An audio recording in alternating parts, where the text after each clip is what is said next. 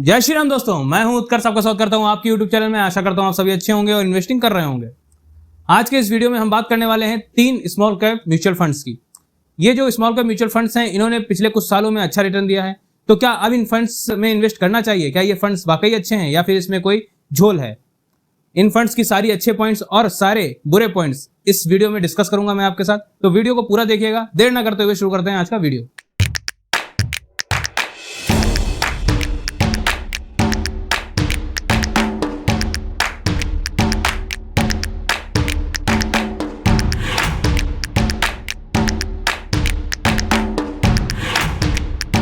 Funds के बारे में डिस्कस करने से पहले, जैसा मैंने आपको पहले भी अपने जो म्यूचुअल फंड से वीडियो में आपको बताया है कि small cap fund high risk और हाई रिटर्न के साथ आते हैं। तो अगर आप हाई रिस्क लेने के लिए कैपेबल हैं और रेडी हैं तो इन फंड्स में आप इन्वेस्ट कर सकते हैं। या आप किसी ऐसे गोल के लिए इन्वेस्ट नहीं कर रहे हैं जिसमें आपको कोई भी अगर रिटर्न में 19-20 फर्क पड़ता है तो आपको कोई प्रॉब्लम हो। मान लीजिए अगर आप फॉरेन टूर या वर्ल्ड टूर के लिए इसमें इन्वेस्ट करते हैं और बाई चांस रिटर्न में अगर 19-20% का फर्क पड़ता है तो आपको सिर्फ इंडिया का ही टूर करने को मिलता है, तो आई थिंक आपको कोई भी उसमें ज्यादा प्रॉब्लम नहीं होने वाली है। वहीं अगर आप अपने बच्चे के लिए एजुकेशन के हिसाब से इसमें आप इन्वेस्ट कर रहे हैं और उसमें अगर आपको रिटर्न में थोड़ा सा 19-20 फर्क पड़ता है तो आपको जरूर प्रॉब्लम होगी। तो किसी भी एक इंपॉर्टेंट गोल के लिए इसमें इन्वेस्ट करना आपके लिए लाभदायक नहीं होगा। तो अपनी सूझबूझ के अनुसार आप इन फंड्स में इन्वेस्ट कर सकते हैं। तो आज की लिस्ट का जो हमारा पहला फंड है वो है quant small cap direct plan growth fund.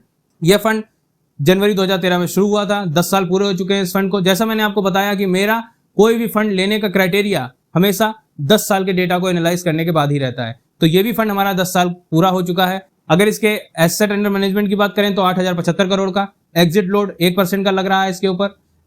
वहीं अगर आप 1 साल से पहले अगर इसमें पैसा रिडीम करते हैं तो आपको 1% का एग्जिट लोड देना पड़ेगा। लास्ट डबल 2 साल में इसने अपने इन्वेस्टर्स का पैसा किया है। रिटर्न की बात करेंगे तो 1 साल में 40% का, 3 साल में 48% का, वहीं 5 साल में 30% का रिटर्न इस फंड ने दिया है। तो रिटर्न वाइज भी इसने अच्छा रिटर्न दिया है। ये जो भी मैंने फंड्स आज की लिस्ट में रखे हैं इन्होंने 2023 में आउट परफॉर्म किया है, तो सभी ने अच्छा रिटर्न दिया है। तो बढ़ते हैं अपने अगले पॉइंट की तरफ। तो इसका जो डाउन साइड प्रोटेक्शन है वो अच्छा देखने को नहीं मिल रहा है। मतलब जब भी मार्केट वॉलेटाइल होती है तो इसका जो रिटर्न है उसमें ऊपर नीचे देखने को मिलता है, जो कि होना काफी जरूरी है। इसका एक जो डाउन साइड प्रोटेक्शन है उसका अच्छा होना काफी जरूरी है, क्योंकि एक तो स्मॉल कैप हाई रिस्क तो है ही आपके साथ, वहीं पे अगर इसका डाउन साइड प्रोटेक्शन अच्छा नहीं होता है तो वहां पे एक इसके लिए ये बुरा पॉइंट इससे जुड़ जाता है। रिटर्न में ये एक्सीलेंस रहा है। इसने अपने कैटेगरी एवरेज को हमेशा बीट किया है। 1 साल, 3 साल, 5 साल में लगातार इसने आउट परफॉर्म किया है अपने बेंचमार्क को। एक्सपेंस रेशियो की बात करेंगे तो 0.72% का इसका एक्सपेंस रेशियो देखने को मिलता है। स्मॉल कैप के हिसाब से काफी सही एक्सपेंस रेशियो है, ज्यादा एक्सपेंस रेशियो नहीं है।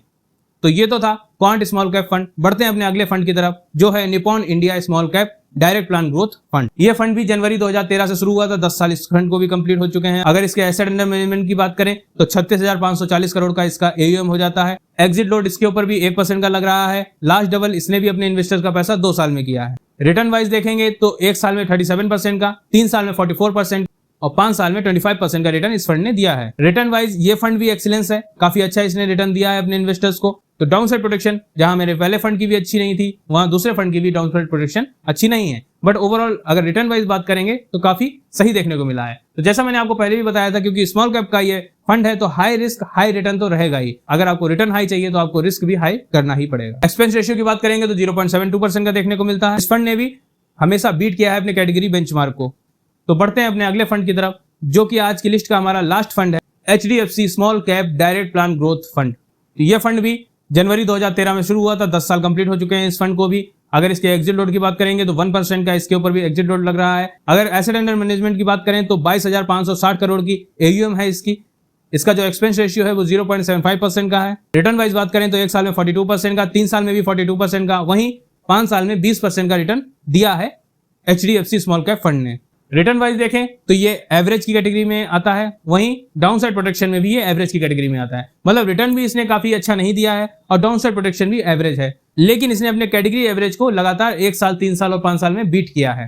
तो ये तो बात हो गए तीनों फंड्स के, मैंने आपको रिव्यू करके दिखा दिया तीनों फंड्स किस तरीके से वर्क कर रहे हैं और क्या क्या इनका एक्सपेंस रेशियो है, किस तरीके का इनका रिटर्न है, सब चीजें हो गई। अब एक निपॉन इंडिया की जो एक बात है वो मैं आपके साथ डिस्कस करना चाहता हूं, वो है कि निपॉन इंडिया में लमसम को अभी ब्लॉक कर दिया गया है। अगर आपको इस फंड में अपना इन्वेस्टमेंट शुरू करना है तो आप सिर्फ एसआईपी के द्वारा ही शुरू कर सकते हैं, क्योंकि जो लमसम अमाउंट है वो फंड ने बंद कर दिया गया है। अब आप कहेंगे कि इसमें क्यों, क्या कोई झोल है, किस वजह से ये बंद कर दिया गया है? तो इसमें कोई गड़बड़ की बात नहीं है। लगातार निप्पॉन इंडिया ने अच्छा रिटर्न दिया है और परफॉर्म किया है, जिस वजह से इसकी तरफ जो इन्वेस्टर्स हैं वो काफी आकर्षित हो गए।